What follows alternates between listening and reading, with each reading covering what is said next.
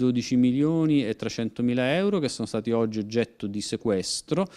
e costituiscono il profitto del reato di riciclaggio e di esercizio abusivo dell'attività finanziaria. Abbiamo acquisito disponibilità finanziarie, quindi conti correnti, quote di società, immobili e autovetture. Tutto è iniziato dallo scandalo Mose. Il provvedimento è stato eseguito dal nucleo di polizia economico-finanziaria della Guardia di Finanza di Venezia su disposizione del GIP all'esito delle indagini di polizia giudiziaria dirette dalla Procura. Secondo la Finanza, i soldi derivano in parte dal reinvestimento all'estero dei proventi della corruzione realizzata dall'ex governatore del Veneto Giancarlo Galan. Nella ricostruzione dei flussi finanziari relativi alle tangenti prese da Galan e accertate nel processo del Mose abbiamo ricostruito come parte di queste somme erano state intestate fittiziamente a uno studio commerciale di Padova e parte di queste confluite su conti svizzeri per poi approdare in un conto a Zagabria. 6 gli indagati, tra cui membri dello studio commercialista padovano, padre e figlio Penso, Venuti e la moglie.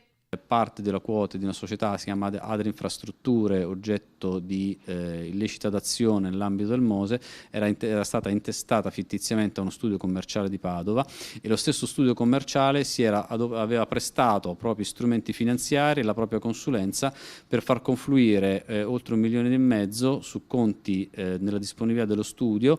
in Svizzera e intestati a società panamensi e in paradisi fiscali per poi, come dicevo, farli confluire in Croazia. Durante le indagini finanziarie hanno fatto anche un'altra scoperta che vede al centro imprenditori, soprattutto veneti, e gli altri 2 indagati, Filippo Sammartino e Bruno De Boccard, professionisti svizzeri che avrebbero avuto il compito di tentare di occultare il denaro. Nel corso della perquisizione degli uffici di una società fiduciaria di un professionista svizzero abbiamo acquisito non soltanto le prove della intermediazione illecita nei confronti di Galan, ma anche che questi soggetti avevano nella disponibilità una lista di imprenditori veneti i quali si erano rivolti a costoro per schermare la loro disponibilità. I professionisti avevano quindi si erano rivolti al pubblico italiano, messo a disposizione questa intestazione fittizia relativa a società ubicate in Nicaragua,